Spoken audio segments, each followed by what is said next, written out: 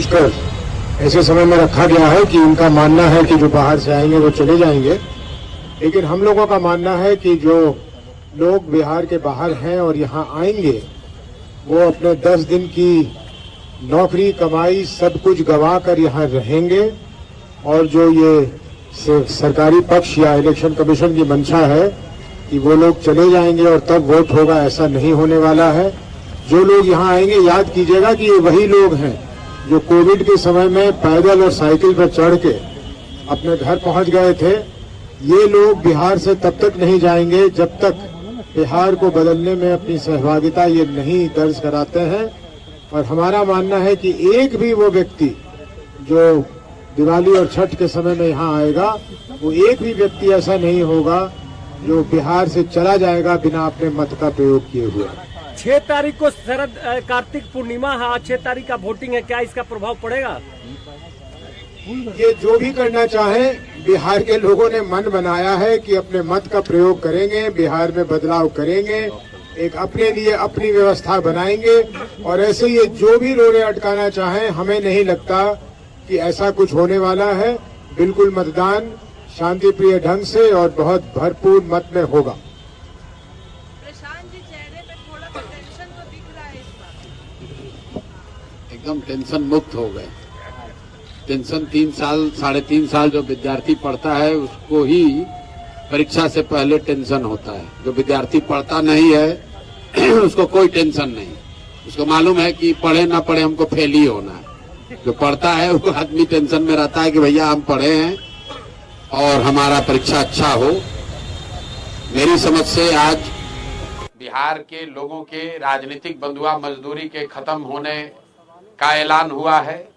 ये चुनाव की तिथियों की घोषणा नहीं है, बिहार के बच्चों के भविष्य के सुधार की शुरुआत होने की तिथि की घोषणा है।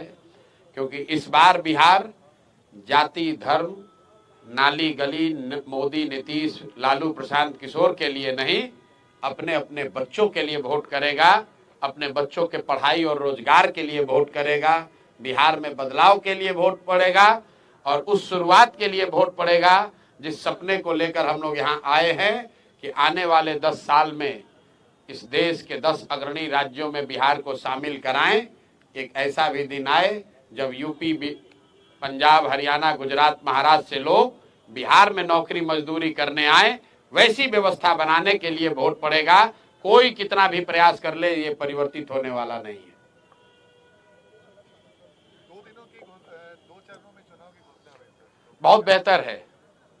पहले जो बिहार में 4 चरण 5 चरण में जो चुनाव 2015 में हुआ था, पिछले बार चुनाव 3 चरणों में हुआ था, तो ये कहीं ना कहीं लोगों का मानना है ये कई चरण के जो चुनाव होते थे कि उस समय मोदी जी का जलवा होता था और भाजपा के लोग कई चरणों में चुनाव इसलिए कराते थे ताकि ज्यादा से ज्यादा मोदी जी आए और प्रचार करें।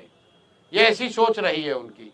मैं भी उस दल के साथ काम मैंने किया है और हम लोग जानते हैं, इसीलिए ऐसे 8-8, 9-9 चरण में चुनाव कराए जाते थे कि ज्यादा से ज्यादा मोदी जी की सभाएं हो सके। अब कहीं ना कहीं भाजपा ने भी मान लिया है कि भैया मोदी जी कितना भी सभा कर ले, उससे परिणाम बदलने वाला नहीं है। इससे अच्छा है भैया 2 ही चरण में कराकर खत्म करो। बिहार की जनता ने बदलाव का मन बना लिया है। ना नीतीश जी प्रचार कर सकते हैं, ना मोदी जी के आने से कुछ होने वाला है। बिहार में जिसको प्रचार करना था लोगों ने 2 साल 3 साल कर लिया, सुन लिया।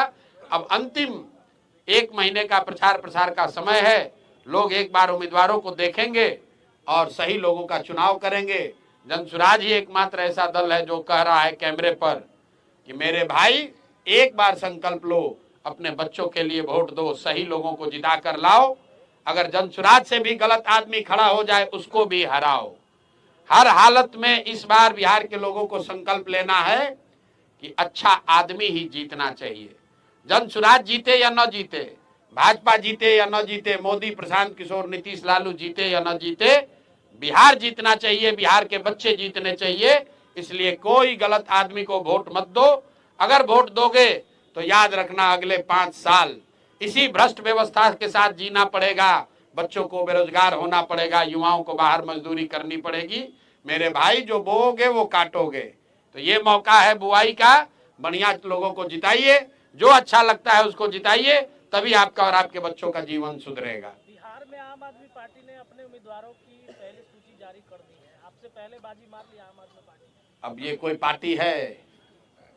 बहुत लोग, बसपा वालों ने भी जारी कर दिया है, मीम वालों ने भी जारी कर दिया है। भाई यहाँ 3 सीधा त्रिकोणीय मुकाबला है। लोग महागठबंधन के उम्मीदवारों के बारे में पूछ रहे हैं, लोग एनडीए के उम्मीदवारों के बारे में पूछ रहे हैं, और उससे बढ़कर लोग जनसुराज के उम्मीदवार का इंतजार कर रहे हैं। बाकी जितने लोग हैं उसका कोई मतलब नहीं है। 100 में 90-95 वोट इन्हीं 3 गठबंधनों में बंटना है, इन्हीं 3 पार्टियों के बीच में बंटना है। तो लोगों को चुनाव करना है, लोगों ने तय कर लिया बदलाव करना है, तो भैया भाजपा एनडीए तो गई। अब उनको चुनना है कि या तो 15 साल की जंगल राज की व्यवस्था को वापस लाना है, आकि नई व्यवस्था जनसुराज को बनाना है। निर्णय जनता को करना है। इस चुनाव को प्रशांत किशोर कितना चुनौतीपूर्ण मानते हैं? प्रशांत किशोर सारे चुनाव को चुनौतीपूर्ण मानते हैं। पढ़ाई, परीक्षा, चुनाव, युद्ध, ये इसको कम चुनौतीपूर्ण मानने वाले लोगों की हमेशा हार होती है। हम लोग सारे जो भी सामने चुनौती है उसको सीरियसली लेते हैं, उसके लिए ईमानदारी से प्रयास किया है, और जो प्रयास किया है वो समाज के सामने है, अब समाज पर है। अब हमारा जो प्रयास था वो करीब करीब अंतिम चरण में है, जनसुराज का प्रयास अंतिम चरण में है। अब प्रयास के ऊपर विचार करके वोट देने का काम बिहार की जनता को करना है। जीत हार प्रशांत किशोर की नहीं होनी है, जीत हार जनसुराज की नहीं होनी है, जीत हार बिहार के लोगों की सोच की होनी है कि आप अगर अच्छे लोगों के साथ खड़े हैं कि आप गलत भ्रष्टाचारियों, लुटेरों के साथ रहना चाहते हैं, बिहार की जनता को तय करना है। कई लोग जनसुराज की चर्चा आप प्रत्याशियों के नाम का ऐलान कीजिएगा वैसे ही आपकी पार्टी में भगदड़ मचेगी। भाई ऐसा है, विरोधी पिछले 3 साल से कुछ न कुछ कहे ही जा रहे हैं। अरे देखिए कितना दिन पैदल चलेंगे, पैदल चलेंगे तो इनके साथ कोई नहीं आएगा। लोग आने लगा तो कहा अच्छा अभी आ रहा है, दल नहीं बनेगा। दल बन गया तो कहा अब बिखरने वाला है। जब दल में भीड़ आ गया तो कह रहा है भीड़ आ रहा है लेकिन वोट नहीं करेगा। जब भीड़ आ गई तो उसके बाद फिर कहने लगा कि अरे भैया इनको प्रत्याशी नहीं मिलेगा। जब उनकी आशा अपेक्षा से ज्यादा प्रत्याशियों की भीड़ लग गई तो कहता इतना ज्यादा प्रत्याशी है कि अब विस्फोट हो जाएगा।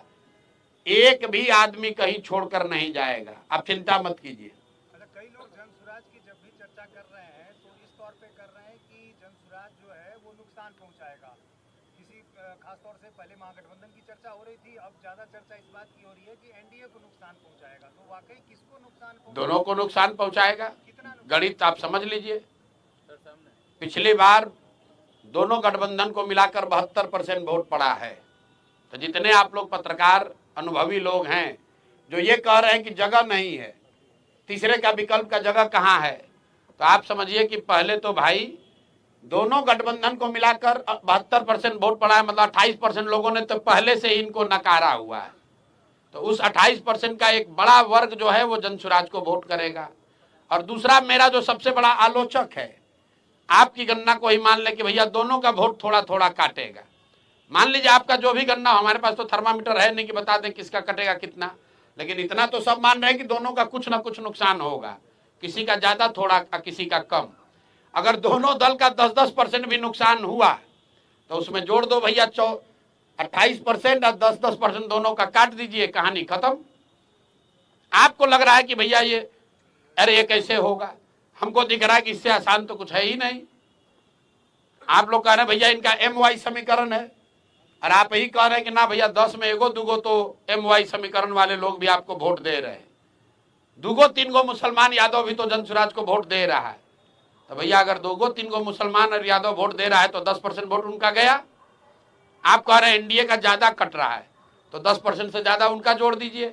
28% और 10% जो कटा महागठबंधन का और एनडीए का जितना कट रहा है वो जोड़ लीजिए, आपको पता चलेगा कि जनसुराज को कितना वोट आएगा। हमने आपको कहा कि हमको गाली देने के नजरिए से बहुत लोगों ने कहा कि ये वोट कटवा पार्टी है। हम कहते हैं ये हमारा मेडल है कि हम वोट कटवा पार्टी हैं, दोनों का इतना काटेंगे कि दोनों कट के साफ। प्रशांत जी, आप चिराग पासवान की तारीफ करते हैं, चिराग पासवान आपकी तारीफ करते हैं, तो क्या कहीं आने वाले दिनों में बीच में खिचड़ी तो कोई नहीं पक रही है भाई हम लोग, मैं चावल दाल खाने वाला व्यक्ति हूँ, खिचड़ी खाने वाले लोग नहीं हैं। न खिचड़ी खाते हैं न खिचड़ी बनाते हैं। चिराग पासवान की एक बात के लिए हमने तारीफ हर समय की है, आज भी करता हूं, कि चिराग जी विशुद्ध तौर पर बिहार में जाति और धर्म की राजनीति नहीं करते हैं। लेकिन इसके अलावा चिराग पासवान भाजपा के साथ लड़ रहे हैं। हमने कहा कि वो बिहार से राजनीति करते हैं, बिहार की राजनीति नहीं करते हैं। बिहार की बात करते हैं लेकिन बिहार की बात के लिए खड़े नहीं होते हैं।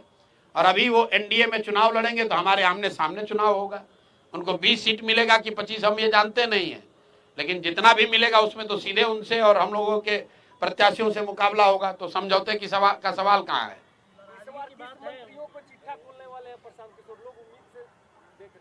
यार लोग चुनाव देख रहे हैं कि चिट्ठा खोलना देख रहे हैं?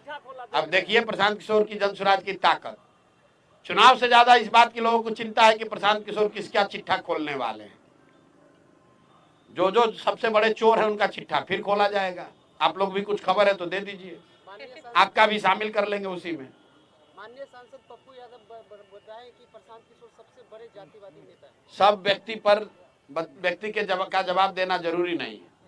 प्रशांत जी, आप कई बार कह चुके हैं कि पहले लड़ाई एनडीए और जनसुराज के बीच में, अभी भी कह रहे हैं। अभी आपने कहा कि एनडीए चली गई, अभी भाजपा। अरे भाई चली गई मतलब हारना निश्चित है, इसलिए कि उनका डिनोमिनेटर वोट का बड़ा है। महागठबंधन जो है उसका टोटल वोट का टारगेट ही 30-35% है।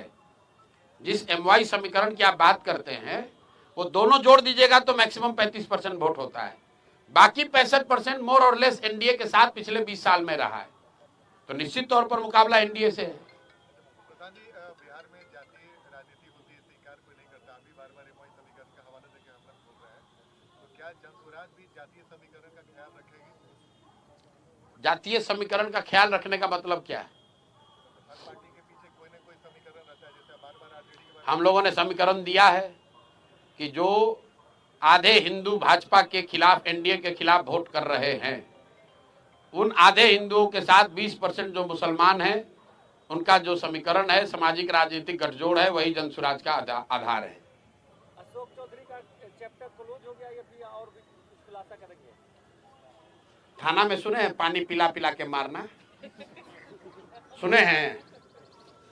तो इनको पहले एक बार बोले तो ये एक कि 25 करोड़ में टिकट खरीदे हैं तो मानहानि का ही हमको नोटिस भेजे थे। फिर इन पर जब खुलासा हुआ ये फर्जी तरीके से प्रोफेसर बने हैं तो आप लोग के चैनल पर आकर बोले कि प्रशांत किशोर को सुप्रीम कोर्ट तक लड़ाएंगे। फिर इन पर जब 200 करोड़ के बेनामी संपत्ति का हुआ तो हमको 100 करोड़ का नोटिस भेजे। तो फिर हम बोल रहे हैं कि अभी आगे और करेंगे, तो बेचारे अब डर के मारे लिख कर कह रहे हैं कि ना न्यायालय में नहीं लड़ेंगे, अब जनता के अदालत में लड़ेंगे। तो पानी इनको पिला दिया। जो सुप्रीम कोर्ट में लड़ने का दावा कर रहा था वो डर के मारे कह रहा अब न्यायालय में नहीं, जनता के अदालत में लड़ेंगे। और जनता के अदालत में कहाँ कहीं चुनाव लड़ेंगे? तो पहले आप लोग अब पूछ लीजिए कि अगर अशोक चौधरी कहीं से चुनाव लड़ रहे हैं तो वो बता दीजिए, और नहीं लड़ेंगे तो सरेंडर कर दिए। आपका तय हो गया कहाँ से लड़ेंगे? हाँ बिल्कुल, अभी घोषित कर देंगे। अभी जब 9 तारीख को 9 तारीख, अरे तो हमारा अलग से नहीं ना घोषित होगा। 9 तारीख को लिस्ट जारी होगी तो उसमें आप देखिएगा कि कौन कहाँ से लड़ रहा है। सर आपके हिसाब से ऐसा माना जाए कि आज प्रशांत किशोर का भी नाम हो सकता है, बिल्कुल हो सकता है। मुख्यमंत्री ने आज पटना मेट्रो का उद्घाटन किया, आज उनका ये लास्ट उद्घाटन होगा। लास्ट उद्घाटन है नवंबर में 9 दिसंबर तक। अगला हमने बहुत दिन पहले बोला है, इस बार जब मकर संक्रांति के दिन बोला था कि ये लास्ट दही चूड़ा आप खा रहे हैं, एक अन्य मार्ग पर आगे खाने को नहीं मिलेगा। मेट्रो स्टेशन अच्छी तरीके से लिख लीजिए इस बात को, अगला दही चूड़ा नीतीश कुमार एक अन्य मार्ग पर नहीं खाएंगे। अगर खाएंगे तो आप आकर हमसे पूछ लीजिएगा। एक जमाने में जब लालू यादव बोलते थे तो पूरा देश सुनता, आज प्रशांत किशोर बोलते हैं तो पूरा देश सुनता नहीं, तो वोट भी मिलता था उनको। आपको भी पूरा देश सुन रहा है, आपको भी उसी हिसाब से वोट मिलेगा। देखिए लालू जी क्या बोलते थे, क्या सुनता था, कौन सुनता था, ये मैं नहीं जानता हूँ। मैं ये जान रहा हूँ कि जो जनसुराज कह रहा है, जो प्रशांत किशोर कह रहे हैं, वो लोग इसलिए सुन रहे हैं कि लोगों की जिंदगी से जुड़ी हुई बात हम लोग कह रहे हैं। हम लोग जाति धर्म की बात नहीं कर रहे हैं। आप लोग यहाँ पत्रकार हैं, आपने कोई बिहार का चुनाव देखा जहां पर इतनी सरकारी घोषणा हुई हो चुनाव के पहले? सरकार ने तिजोरी खोल दिया, हर आदमी को एक तरह से सरकारी तरीके से घूस देने का कोशिश किया है। प्रशांत किशोर 1 साल से कह रहे हैं भैया चुनाव आएगा, नेता और सरकार पैसा देगी, 500, 1000, 2000, 5000 रुपया जो पैसा दे पैसा ले लो, लेकिन इससे संतुष्ट नहीं होना। अपने बच्चों के लिए रोजगार पढ़ाई मिले उसका जुगाड़ कर लेना मेरे भाई। 10,000 रुपया दिया है, 1 महीना में खत्म हो जाएगा, लेकिन बच्चे को रोजगार मिलेगा, जीवन सुधर जाएगा। तो नीतीश कुमार की जो सरकार है ये जनता से 5 बरस लूटा है और उसी लूट के पैसे से 2000, 4000 रुपया दे के फिर वोट खरीदने की कोशिश कर रहे हैं। कहीं कोई माहौल नहीं है। लाखों करोड़ रुपया सरकार ने बांट दिया, फिर इतना होने के बाद तो हर जगह नीतीश होना चाहिए था। कोई कहीं चर्चा नहीं है, सिर्फ और सिर्फ एक ही बात अभी लेकर बैठे हुए हैं कि जातीय समीकरण है, लालू जी के डर से हमको वोट पड़ जाएगा। इसके अलावा कहने के लिए कुछ नहीं है उनके पास। प्रचार भी नहीं करने को तैयार है। 2 चरण में चुनाव हो रहा है। यही भाजपा वाले 2015 में 5 चरण का चुनाव कराए थे, 1.5 महीना चुनाव चला था। अब इतना भी विश्वास नहीं है कि मोदी जी के आने से वोट बदलेगा, तो कहता है चलो भाई जल्दी करा के निपटाओ। प्रशांत जी, माना जाए 2026 में प्रशांत किशोर एक अन्य मार्ग पर दही चूड़ा खाएंगे, उसका आयोजन करेंगे? प्रशांत किशोर खाए या ना खाए, नया मुख्यमंत्री दही चूड़ा खाएंगे। बिहार में जनसुराज का मुख्यमंत्री एक अन्य मार्ग पर बैठ के दही चूड़ा खाएगा और आपको भी निमंत्रित किया जाएगा, क्योंकि वो नीतीश कुमार का काल नहीं होगा कि मुख्यमंत्री आवास जो है वो सिर्फ उनके और उनके भूंजा पार्टी के लिए नहीं है, वो जनता के लिए है। सब आपको भी आमंत्रित करेंगे, आप भी आकर खाइएगा। अब ये किसने बताया? अभी तो आप लोग कहे कि हम लोग को वोटें नहीं मिल रहा है, अभी आप मुख्यमंत्री का चेहरा पर आ गए। अरे भैया तस्वीर साफ अगर अभी बता दे कौन कौन चुनाव लड़ रहा है तो 9 तारीख के प्रेस कॉन्फ्रेंस का क्या मजा रह जाएगा। तब 9 तारीख को देखिएगा कि कौन कौन लोग लड़ रहे हैं। प्रशांत किशोर के अलावा कई ऐसे